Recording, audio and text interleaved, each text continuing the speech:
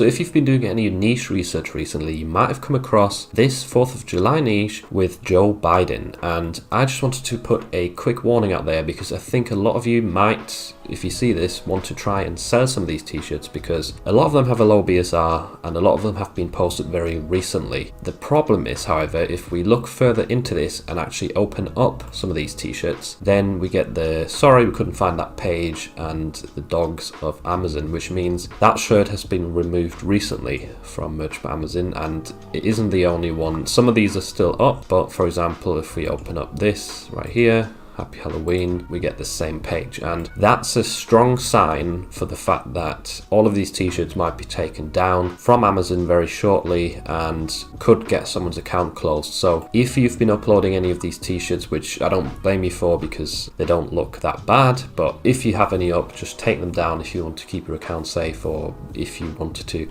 try and enter these niche, it's probably best to stay away from it. I would say generally, if there's a niche that's sort of political and could be controversial, especially if it includes Biden or Trump or whatever, just don't even try.